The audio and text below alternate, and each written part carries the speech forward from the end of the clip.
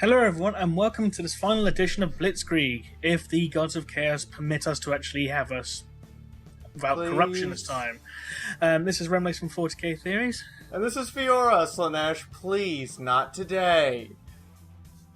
Yes, because as you may know, we've tried to do this one a few times now, and the gods have just not been smiling upon us. Zinch in particular has been really fucking us around. But anyway, we're going to jump straight into things. We're going to cover pretty much everything we've left out, with the exclusion of flyers, because none of us are aeronautic experts. So that's why we've left flyers out, so you won't see any of the things like the Valkyrie on here, just to get that out of the way. So we're going to start looking at the Tyrant side of things with the Tyrant Guard. The Tyrant Guard is a bioform made purely for defending Hive Tyrants, although in some occasions they have been used to defend Carnifexes. They are the stupidest of Tyrant creatures, on par with the smaller Gaunts, essentially, but this is a deliberate evolution of the hive mind in creating lumbering, heavily defended and utterly loyal bodyguards with no sense of personal safety. Now, they're found with a wide variety of biomorphs such as siphoning talons, crushing claws, lash whips, and bone swords. They are only very dimly aware of pain and all but impervious to small arms fire, with an iron-hard exoskeleton covered by interlocking layers of chitinous plates, and they're also completely blind. They're actually controlled via the Synapse creature's own will to act as living extensions of his own body. And should the Synapse creature die, they will go berserk and go on a rampage, basically stampeding across everything, butchering everything in their sight. Well, lack of thereof, but you know what I mean. Butchering everything that they can hear, feel, and or smell. Anything in their way. So, to begin with, the armor on this thing is probably the thickest Tyranid biomorph armor I've ever measured.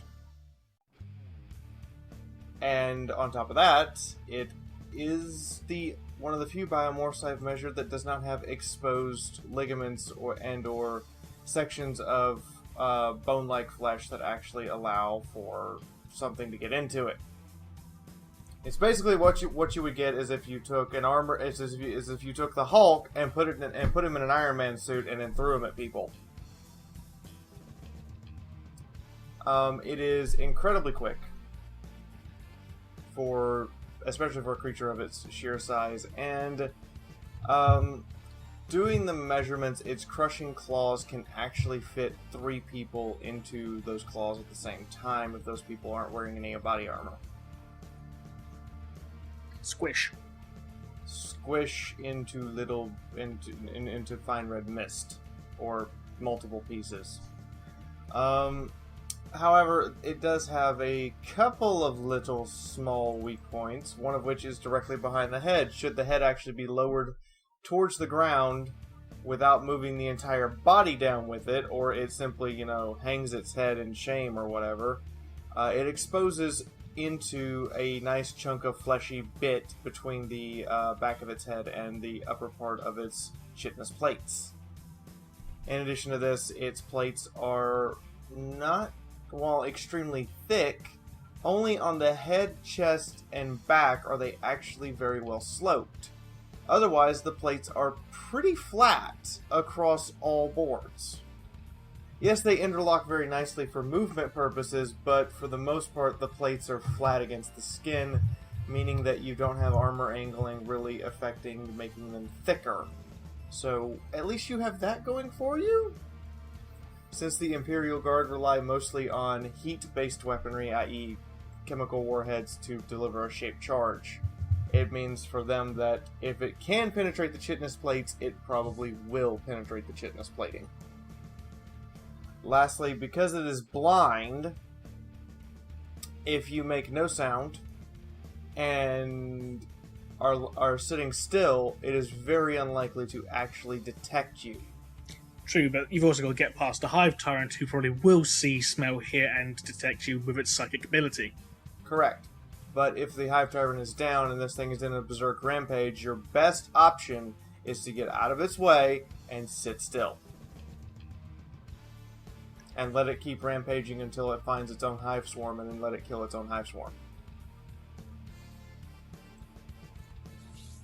valid tactical idea, but only, and that tactical idea is only based upon the fluff lore I could get a hold of to indicate how sensitive its senses are. It actually is not sensitive enough to hear a heartbeat, or it's not sensitive enough to hear that you have indigestion, nor is its sensory input sensitive enough to determine if someone is breathing and or alive versus a dead body. So unless you are actively moving and actively making a noise, it's not going to know if you're alive or dead. And what about the weaponry? Weaponry-wise, I have found that while it does have the possibility for, you could put ranged weaponry on it, the Tyranids just seem to not do that. As I said, its crushing claws are large enough to fit up to 3 people into it. Bone swords are something that I'm not quite sure if they're completely practical. There are only 2 species of fish that actually use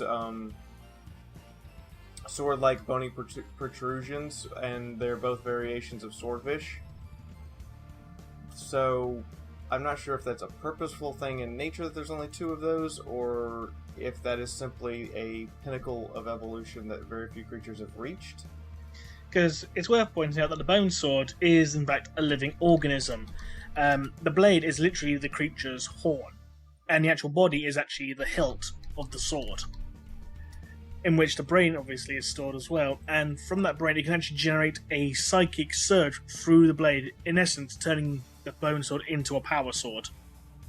Which is amazing! It's a creature that's specifically bred for one purpose: grow a massive horn and get used to hit things with. Which is very wonderful and everything. Now the problem with bone swords in general is they tend to break and fracture. They regrow. They regrow very quickly. But it is not uncommon to find swordfish who have broken noses, bone sawfish who have multiple splinters and fractures all throughout the sword in their nose. It's not uncommon. It's just a thing. That bone is not exactly always the best cutting tool. And bone doesn't really react very well to repeated direct impact. So if it's hitting, say, several Leman Russ tanks with said bone sword, it's very unlikely said bone sword will be continuing to hack away at said tanks unless it's regenerating. Which, in the Tyranid's case, I think it would be. Would there be any distinct possibility, because this blade is described distinctly as being a horn, and considering in nature most horns are actually made from keratin rather than bone, and keratin actually being stronger than bone, less brittle, and bone swords could be just a common misnomer. You know how people call it electric eel on the catfish. And if that is the case, then I'm wrong, and this would be an excellent. This would not be nearly as easily destroyed a weapon as I had assumed, as I had looked at it to be. But if this is not the case, then sorry. So in essence, the effectiveness of a bone sword depends on whether it's actually made from bone or keratin. Yes. It is going to entirely depend upon if it's actually something similar to a rhino's horn, or if it's simply additional bone, such as something that we have in our bodies. So sticking with the Tyrants for a bit, we're going to move on to the Hive Guard. These things are essentially gun beasts. They're durable, stable, and moving, firing platforms with a massive impaler cannon bonded to its forelimbs. Now, these creatures are actually mildly telepathic. They can actually see through the eyes of all other Tyrant organisms on the battlefield, allowing them to shoot at a target without needing to see it.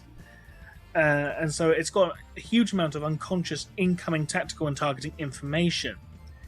And they can also command through a complicated series of mental stimuli the shard beasts bonded with the ammunition they fire to change the vector whilst in flight to successfully home in on targets. Now, the impaler cannons fire huge bony rods as long as a man is tall at velocities high enough to rupture plasteel or battle tanks. and the base of each spine has a small shard beast attached to it, which is a small parasitic creature that feeds off the blood vessels within the spine. Now, some Hive Guards have been known to grow a shot cannon in place of the Impaler cannon. And these things are extremely territorial and have a very limited mental capacity, so they are very content just to sit motionless and just shoot off defender structure, although under the Hive Mind's influence they can be driven away from their charges to the front lines.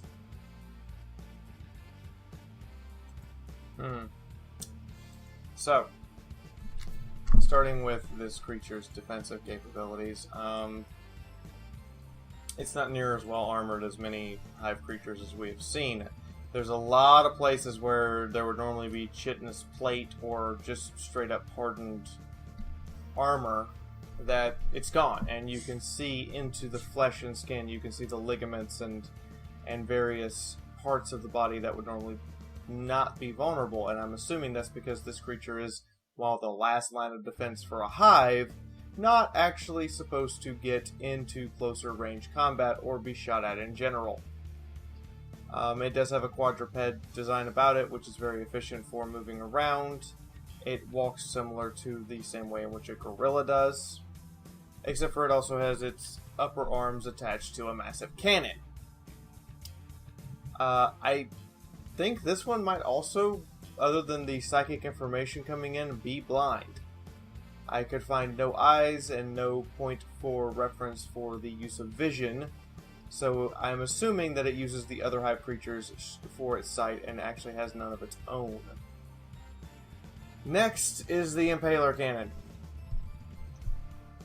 While firing a rod as tall as long as a man is tall, at a velocity required to puncture a tank, which means that you're firing it at roughly 1,400 to 2,000 meters per second. The idea of having a small prey turn and steer this weapon is silly.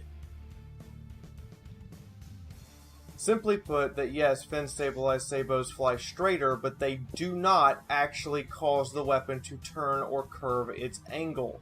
It's simply flying too fast with too much mass in order to turn mid-flight. A sabo is much smaller than a man, so this thing is massive. And, on top of that, you're telling me some parasitic creature inside of it has the capability to tell these fins to apparently have muscles stronger than anything we know of. To illustrate how strong these muscles would have to be, missiles flying at Mach 2 with the fins they use to turn the missile has to deliver between 2,000 and 4,000 pounds of directional force to make sure that it can resist the forces of air passing along it in order to turn this missile. Which is why when you go up behind, like an aircraft missile, you can't just take your hand and move the fin. There's too much pressure and too much hydraulics behind that. You have to actually disarm the hydraulics before you can turn and do maintenance on like missile fins or aircraft fins and avionics. So, knowing that, this is insane to even comprehend. That creature would be literally a brain, a shitload of nerves, and a crap ton of muscle to even accomplish keeping the spine flying in a straight line, much less turning it. And according to the books, it can turn it. It can turn it 35 up to 35 degrees off its original course. No, there's just no way. It's simply a mathematical impossibility. But yeah, other than that, big scary defensive mobile turret is what we have. With the most powerful ejaculation in the universe. I would not want that kind of cum in my hair. Moving on before Sonic gets attention and corrupts the data again, we're going to look on something a bit more cornate. We're going to look at the Chasin Demon Engine.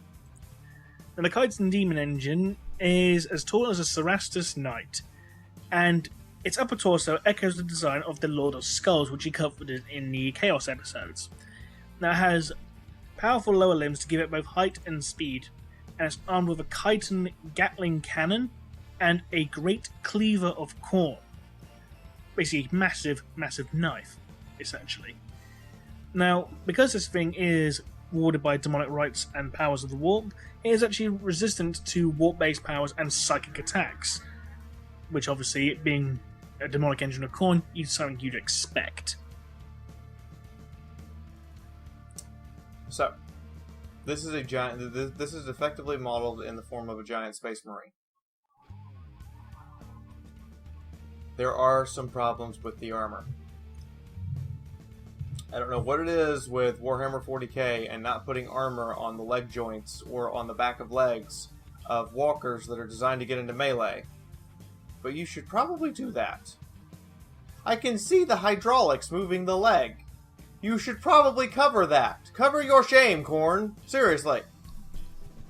The next thing is the armor is incredibly thin. Actually, sitting down and measuring the plate is a variable somewhere between 11 and 14 millimeters of actual armor. That's less than an Eldar tank, and we know how crappy those are. It's worse than an Eldar tank because the armor is also incredibly flat. You effectively have armor plating that is... Actually, I have something in my hands right here that's about 14 millimeters thick. A nail clipper. A folded nail clipper. That is about the thickness of the armor when I sat down and measured the model and converted it. Yeah. And that's not just on the chest, that's on the legs. That's everywhere but the shoulders. The shoulders are incredibly well armored and stupidly thick, coming out to nearly 100 millimeters. Who's gonna shoot this thing in the shoulders again? Right. Okay. Maybe it just wants to look like a space marine, look cool with the pauldrons. Well, it is much, much larger than a Space Marine. To me, it's as though they took the same amount of material used to make a Space Marine's armor and decided to stretch and extend it in order to make a giant walking assault weapon with a huge butcher's cleaver and forgot that it's supposed to actually not get shot. So, essentially, this thing could be taken out by a standard trooper with a bolt gun.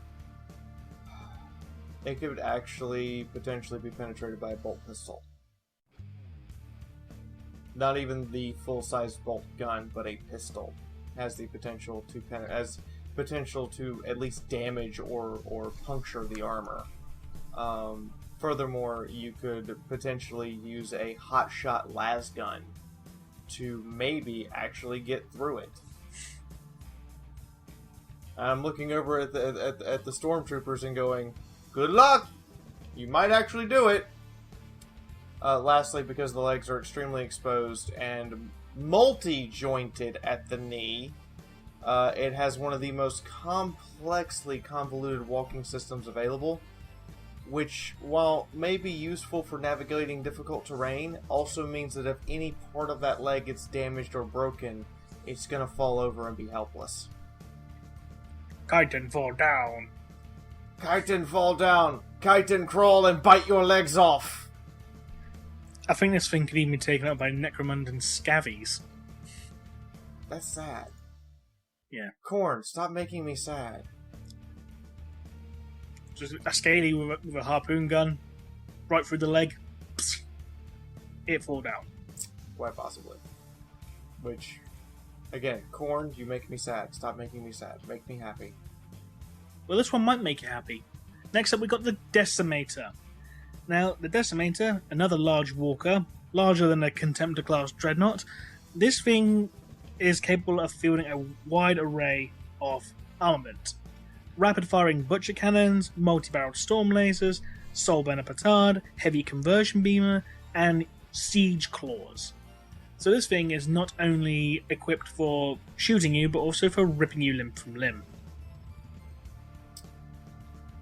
I can officially say that this one did make me happier. Much happier. So, for a start, the armor is ridiculously thick on the body, and ridiculously thick on the legs, and joint areas, coming out to between 50 millimeters at the thinnest point on the knees to as thick as almost 200 millimeters when converted from scale on the main body.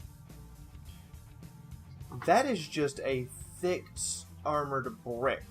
In addition to this, the interlocking plates that stretch from the shoulder all the way to the chest are actually interlocked all the way through.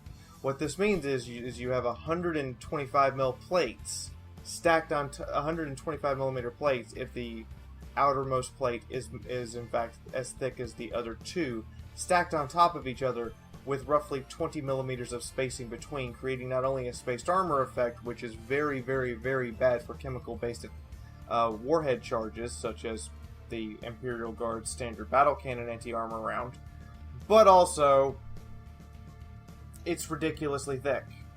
If all three plates lead from the shoulder all the way in and are actually layered on top of each other properly to create, well, the shoulder plate is 125 mil. When you get to this, if you're shooting at the second most inner plate, you're hitting 250 millimeters of armor plus a 30 millimeter spaced area. And if you're hitting the main body plate, you're hitting 375 millimeters of armor. That's more than the Baneblade tank. To illustrate how thick this is, the most heavily armored tank ever designed and attempted to be built was the German Maus, and its front plate was 200 millimeters thick, with a front turret of 250. So the second plate is as thick as the Maus's turret, and this is advanced composite armor. Next is the variety of weaponry. This thing can equip pretty much anything for a vehicle this size you would expect to have. The Great Siege Claw can pick up 2 Space Marines at the same time and crush both of them, which would indicate to me that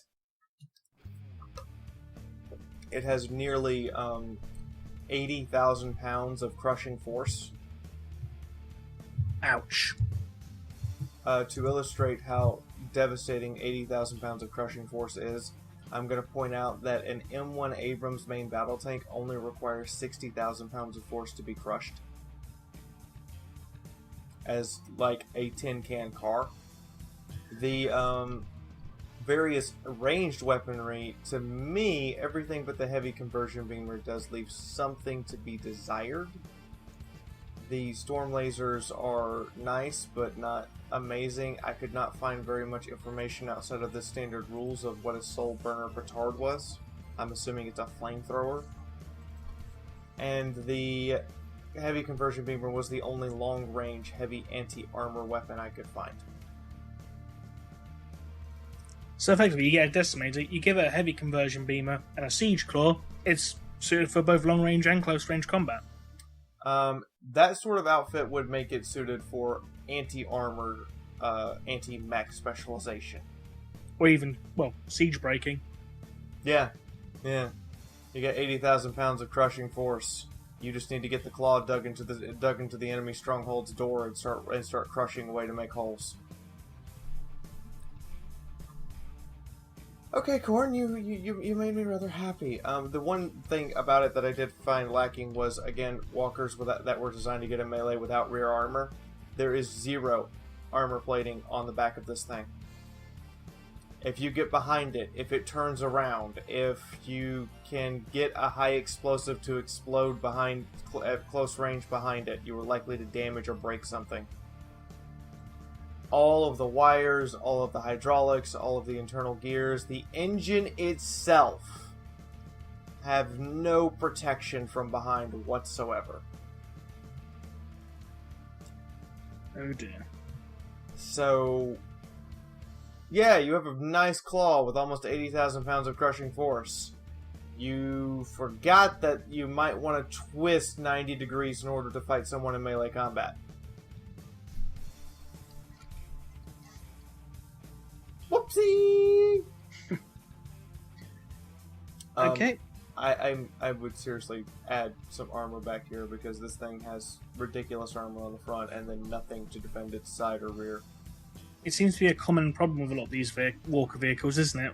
Yeah, it seems to be a common theme that they forget that armor on the back of the legs and torso is just as important as armor on the front for a melee walker. Speaking of walkers, next up we have the most requested vehicle from everyone, so we're doing it now so you can all shut up. The Imperial Guard Sentinel. Now, the Sentinel has a pair of articulated legs which allow for both maneuverability in dense environments and bursts of speed on open terrain. They are fitted with advanced gyro stabilizers to improve their balance, and their power plants include noise reduction technology to allow for some sort of stealthy operations. Now, while they can't move at the speed of a wheeled vehicle, they can still run. Now, these things have a few varieties. You have the standard Mars pattern Sentinel, which is armed with a multi-laser, which is effective against infantry and light vehicles. You have the Armageddon pattern, which has an armoured crew compartment and typically armed with a las cannon. You got the Cadian pattern, which replaces its weapon with auto cannon, and like the Armageddon pattern, has extra armour. The Catachan pattern, which is mainly for jungle fighting, it's armed with a heavy flamer and carries a massive chainsaw as well, which also gives it a limited melee ability as well. And then you have the Elysian Drop Sentinel, which basically has a grav chute so you can drop them in from aircraft. Now these things, we actually have some specs for these. These come in at 7 tons and have a top speed off-road of 20 kilometers an hour, up to 25 kilometers on road, and have a hull that is about 45 millimeters thick. So, compact, well designed, decent vision ports, even with binoculars in case that you're in the closed top version. Very flexible with armament. I have seen these things armed with everything from las cannons and autocannons to plasma launchers and just heavy bolters or whatever you wanted to slap onto the side of it. 25 kilometers an hour is kind of slow, especially for something that's considered a light scout vehicle. Yes, you can run as fast as a man can run, but not any faster, and that's really a big defect for something that you probably don't want shot at very much.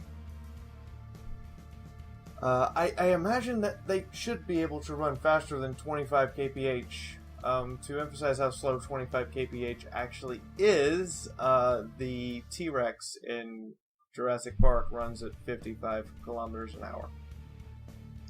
Yeah, but that was actually scientifically inaccurate. A T-Rex wouldn't be able to run more than 15 at the most. You see the point, though. There are things in sci-fi that are faster and are about the same size. Yeah, but that's what the official tech spec says. It's a top speed of 25 kilometers an hour on the road. Now, the designers of these things apparently could not decide if they wanted to protect the guy, make it easy to get out of, or just say, fuck it, we can replace the guy inside. What do I mean by this? The armored version protects the guy inside from external attack. However, the armored version is usually incredibly difficult to get in and out of. And, on top of this, the ammunition, engine fuel, and crew compartment are located, well, what I would call insanely close together. The pilot is sitting on the fuel tank, and to his right leg is a huge box of nothing but bullets. Should the fuel tank be punctured and there be a fire, or should the ammunition cook off for any reason, you're dead. Or a pretty large explosion to boot. Yes. And especially in the closed top version, because the closed top versions are airtight. Which means if the fuel starts cooking off, it will actually ignite in an explosion due to the extremely confined space. You won't burn to death, you'll instead be little bits. In the open top version, you have significantly less protection. As a matter of fact, hand grenades can potentially, cause damage to the pilot if they explode in or near the crew compartment. However, should the pilot realize that he's going to be hit, or should he take a hit, he can very quickly and very easily jump the hell out. In addition to this, the ammunition cooking off or the fuel causing a fire is not going to cause a compressed explosion that is lethal to him and everyone around him. However, you are pretty much vulnerable to any incoming fire, including sniper fire, in the open-top versions. How does this compare to the other walkers we've seen, especially like the Eldar War Walker, which is probably the most similar? It's better armored. The view is, depending upon the closed or open-top version, the open-top version has a better view than most walkers, but the closed-top version definitely has decent allotment for viewports and areas to see out of without compromising its armor. The biggest problem with it, I think, is that it lacks firepower of the other walkers. The Eldar walkers pack dual weapons. Dreadnoughts often pack a lot more punch and a lot more armor and firepower than this thing. It's very restricted in terms of melee capability unless you happen to be equipped with one of the versions that has a massive chainsaw. So it's really a mixed bag. It does have armor plating, it does have spaced armor and reinforced plating on top of itself in multiple areas, but at the end of the day, it's kind of a slow, lumbering scout. And those are words that I didn't think I'd put together ever. Lumbering scout. Then, I suppose this could be pretty useful in city fighting, if it's because obviously with its size, it'll be able to navigate down alleyways potentially to like ambush a tank, a tank convoy. It could navigate down alleyways, provide ambushes, and go in a lot of places that vehicles are generally not welcome. However, and any time that you're in a city fight, it is usually ill-advised to bring armored vehicles because they're actually vulnerable to ambushes from the sides and rear due to limited viewports. In the open-top variant of this thing, while you would be vulnerable to sniper fire, you would also have the same view capabilities as the guys walking next to you, except for you're in an elevated position. Not to mention possibly packing even more firepower than the standard infantry. Yes, you are packing as much firepower as a heavy weapons squad, which is the advantage to having one. But I really kind of feel like that if this thing gets hit, you're probably dead. Like, the armor is only going to stop small arms and light anti-armor weapons or heavy anti-infantry weapons. It's not going to stop anything else. If you get hit, you're going down. Sorry, you're right there. I heard a lot of clanging. I'm fine. Okay. We'll cut that out. Okay. Alright, so we're going to move on to the town now. We're going to look at the XV-107 Arvana Battlesuit. Now, it's essentially an upgraded version of the XV-104 Riptide, but in this case it sacrifices mobility for heavier armor and increased firepower in the form of 2 pulse submunition cannons. Boom. So, is that all? That's pretty much it, yeah. Just wanted to make sure, because that's like the shortest entry we've ever had. The 2 submunition cannons on this particular model are very nice for massive amounts of anti-infantry, anti-light armor work. It is my understanding that they can be converted to a pure anti-armor attack. So, yeah. It only has 2 guns, but it only really needs the 2 guns. The armor on it is incredibly, stupidly thick, even if it's very poorly sloped on the main body.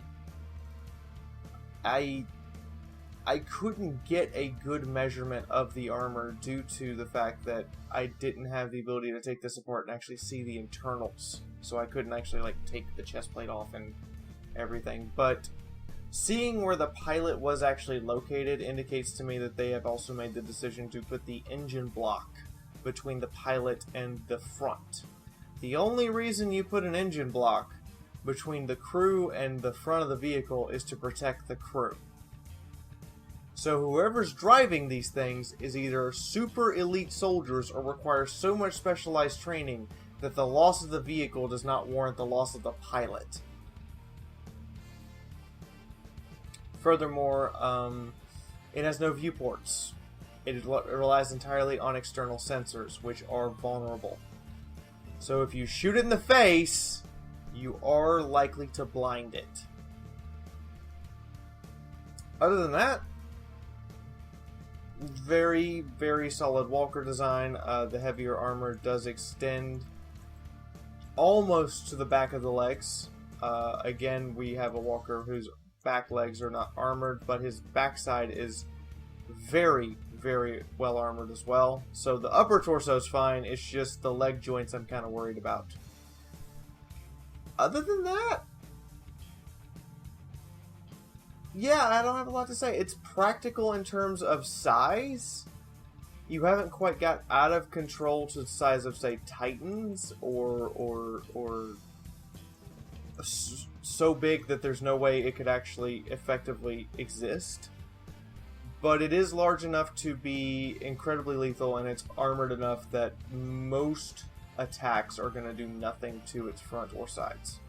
It's the rear of the legs that are the vulnerable point, and because of the way it's designed, I am kind of questioning how much gyro stabilization is required for it to remain standing, particularly after it takes heavy hits.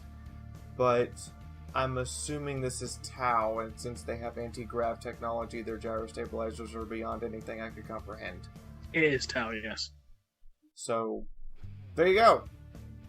Shoot it in the face, or find something else to engage, or get behind it and aim for the legs. Other than that, it's stupidly thick and solid, and I can't really punch any holes into both design and practicality. This is what a walker should be if you want a ranged walker effectively. You want something big, stupidly heavily armored, but not so big that it's gonna, fall over or be a huge target, and massive firepower. Congratulations, Tao, you did it right. Next up, we're going on to the Necrons now. And before anyone starts writing in the comments about shielding, again, we're not covering shielding because, well, we don't have, the voltage or wattage of the shields, of the actual energy output, so we can't actually accurately assess them. And secondly, a shield's gone, when you hit with an EMP blast or anything like that, it's just gone. So that's one method of protection gone, so we just focus purely on the armor. Wouldn't you say, Fiaura? Correct. Without any wattage or actual kinetic blocking force numbers for the shields, and factoring in that once shields are gone, you're basically standing out in the open and vulnerable, or should you receive, an EMP blast from, say, a nuclear warhead, which I understand is very plentiful in the Warhammer 40k universe, your shields are down. And it's kind of like being on the Enterprise in Star Trek. When you hear the words, "Captain, the shields are about to fail," stuff starts flying apart. Because they don't armor their ships. So, that disclaimer out of the way, we're looking at the Kelp Tick Stalker, a giant mechanical centipede. These things are essentially Necron watchdogs. They patrol, the ancient tombs of the Necrons, and they can detect life through hundreds of meters of solid rock. So not only has it got its ability to track pretty much any living creature, it can actually phase through solid material, which gives it a huge amount of stealth and ambush capability. And it's armed with a mixture of Gorse weaponry as well as razor-edged claws. So not only does it have firepower, it's also got melee ability and combat agility through its ability to phase through solid matter. So, you say Necron Watchdog. I completely agree. That appears to be its sole functionality on the battlefield, and it's not exactly a frontline weapon. This is an ambush creature, something that's made so that you can sneak up on your enemies and surprise them. It does pack a decent amount of firepower. It's not anything particularly massive or to brag about. And having had some what I would consider first-hand experience with these things when I was reviewing Legacy of Dorn, it really kind of feels like these are more made to scare off or ambush and destroy people who are or creatures or whoever gets too inquisitive about those ruins over there covered in sand than actually fight in combat. Its armor plating is great on top and actually well sloped and decently thick. I came out to something around 45 to 48 millimeters of effective armor plating on each of these plates, with there actually being thicker plates the further down towards the middle of the body you go. However, I found its underbelly to be incredibly vulnerable to incoming fire. Its leg joints are very, very highly exposed, and a high explosive could potentially cripple one. Or, as the Necrons do when they take too much damage, cause it to phase out to go get repaired. That being said, though, it's quite a terrifying prospect for one of these things, literally just to be able to walk through a Baneblade tank, slaughter the crew, and just walk out the other side. Yes, that is the effective battlefield tactic I would imagine would be used, is for this thing to phase into a vehicle and start to rip apart the crew from the inside out before it basically suicidally blows the vehicle's ammunition cache to destroy it. And then phases out to go get repaired and come back and do it again. Its actual vulnerability is the head. All of the sensor equipment, the head is the most thinly armored part of the entire unit. And it also has multiple openings in the armor to access for a mouth and for reactor ventilation, as well as for sensory input. So if you really want to kill it, shove a crack grenade in its mouth. Well, there you go. The gauze weaponry I found was, for a walker of this size, is drastically insufficient amounts of firepower for ranged attack. It really has the potential to carry much bigger weapons, and they simply don't mount them on it, and I don't understand why. But again, if these things are mainly being used to patrol tomb structures, you're not going to have that much need for long-range weaponry. You're going to have at most a range, short to medium range combat inside tombs. Very true. However, I would have thought that you would have at least given it some anti-vehicle caliber weaponry, and it doesn't appear to be equipped with that. In case somebody shows up in a Rhino as a scout with a squad of TAC Marines. That is true. So what's next on the battle list? Next up on the list, we have the Triarch Stalker. And the Triarch Stalker is essentially a giant mechanical spider-like walker utilised by the Necrons, controlled by a high-ranking Triarch Praetorian. And they're armed with slicing limbs and are extremely manoeuvrable for vehicles of their size. They're capable of covering all types of terrain, and they're most commonly deployed as dedicated tank hunters, outflanking enemy vehicles and opening fire from the rear with their heat ray, which is essentially based on nuclear fusion. So for a start, they don't have a better name for it than heat ray? No. Okay. I just wanted to make sure that was the actual official name. That is the actual official name. Yeah, I know. I tried to find a better name. I'd hoped you had found one. Apparently, I was wrong. Let's call it a fusion ray. Fusion. Fusion beam. Let's call it a fusion beam, because that works. The vehicle in question has effective armor of 0. I'm not trying to be mean. I'm not trying to be upsetting. I'm not trying to piss people off. But when you have no armor, you have no freaking armor. There is no plating anywhere that I could find covering anything that you would want covered by armor plating.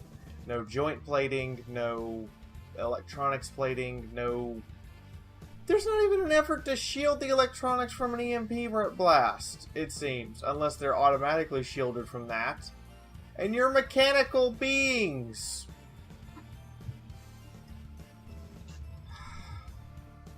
Should something get through the shield, or should someone just run up to it and hit it with a power weapon, they will pretty much break it. Instantly. Yeah. The quote-unquote high maneuverability comes from the six-legged design, with two frontal legs being the primary power legs of motion, with the other four legs being used for balance. This does not, however, excuse the fact that it is still a massive target. This walker is taller and easier to spot than most other enemies. The pilot of said vehicle is completely exposed, and yes, he's a Necron, so he's about as tough as a Space Marine, but he has no armor, he has no defenses, he has nothing actually preventing people from just shooting him in the head. Or, you know, a stray frag grenade bouncing up onto the console in front of him. The vehicle is just... It's badly designed, in my opinion. It also lacks any other weapon besides its fusion ray, its fusion beam, whatever. It's massive fusion gun. It lacks any other weapon. So, whether I'm a squad of infantry, which means you're going to shoot us one at a time, or I'm a tank, you only have the option for one weapon. Which, as a lot of people have discovered in the modern military, we still mount machine guns on tanks for reasons. Even though they're primarily supposed to fight other tanks, we still mount a machine gun on it for a reason. Yeah. Yeah, I have nothing really good to say about this one. Speaking of tanks, we're going to move away from Necrons briefly to the Forces of Chaos with the Plague Reaper. Now this is a super heavy tank. It's essentially a corrupted Baneblade. It's got huge vats of slime mounted to the back of the vehicle, which powers the main weapon, which is a pus cannon. Now this pus cannon fires a biological agent that causes the victim to erupt in boils and have their flesh eaten away from the inside. And to top it all off, the interior is infested with Nurglings, which are small little demonic creatures that probably smell like shit. Hello, dirty weapons! Where have you been? We haven't seen one of you since the Eldar episode! Not counting the Tyrants, of course. If you want to know more about Baneblade armor and how all of the defensive systems of a Baneblade work, go check out the very first episode. But the Baneblade here, in this case, is a giant dirty bomb. What makes it even worse is those massive vats, from the reading I have done, are not only biological weapons, but they're explosive. Which means destruction of this vehicle at close range is likely to cause massive amounts of pus that eats flesh and boils you alive from the inside to be hurled in every direction. Yummy. It has retained the sponson turrets that the Baneblade has, which as I attempted to illustrate in the very first episode, sponson turrets have been found to be a vulnerability on most vehicles because they are less heavily armored and, generally speaking, have flat plates on them that can be easily penetrated and therefore destroyed. Other than that, it's just a regular old-fashioned Baneblade that's a big, giant, dirty bomb. And because obviously it's infested with Nurglings, it actually has some form of defense against people trying to board it. Yes. Not only does it have defense against people trying to board it, but people trying to salvage it, because the reading I've done indicate the Nurglings actually can't leave the vehicle. No. It's essentially... A Plague Reaper is essentially now a gigantic demonic host. Yeah. And the Nurglings are bound to the vehicle and can't actually leave, which means even after you've destroyed it, salvaging it is not an option. In other words, Kill it with fire and burn it to ash when you're done. And maybe nuke it for good measure, and then sprinkle some holy water and bring the ecclesiarchy in just to bless it. Yeah. Then you might be alright. Oh, and salt the earth, just in case. Just call an exterminators. Fuck it. Anyway, that is the Plague Reaper in a nutshell. Back to the Necrons. We're looking at the Aeonic Orb. This thing, it's essentially a sun weaponized. Wouldn't you say? Yes! This is a Necron kamikaze weapon. Necron, what the fuck? When did you go Bushido on us? In fairness, the Necrons aren't going to care if they get blown. They just get, phased out into a tomb world somewhere to be rebuilt. Okay, fair enough.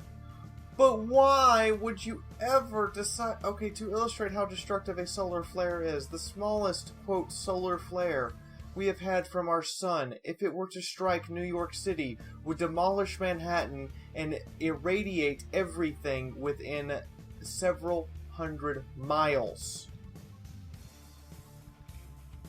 And that's on low power. That's on low power. Our sun has the destructive capability that a massive solar flare could actually destroy the entire planet.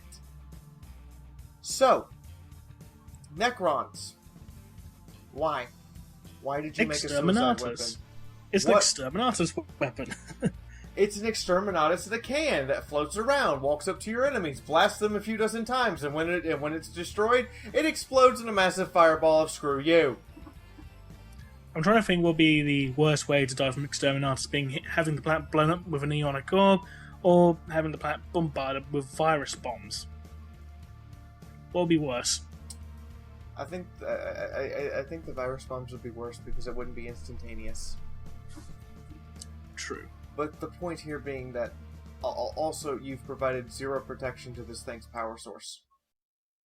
That's why I'm pretty sure it's a suicide weapon. A single stray shot, boom. Yep. Which also means that having these in your Necron formation is a bad idea. These are deploy well in advance of your army, way down the line, and use them to bombard at the enemy or to delay the enemy while you either retreat or get set up for a new battle line. I've just got this mental image in my head right now. A couple of Necrons wheeling one of these things to the enemy camp, setting a timer, knocking on their door and running. That would be hilarious. Imperial Guardsman comes out and says, "Hey, we've been left a pleasant." I would also consider this a heavy siege weapon, i.e. you pull it up, assuming you don't want to actually take the city, you just pull it up to the side of the wall and walk off and just let it go off. It's a heavy siege weapon, you'll just blow up the whole planet. Well, siege is broken, planet doesn't exist no more. So yeah, that's what you have there. That is why, Necrons, bad, don't do this anymore, please.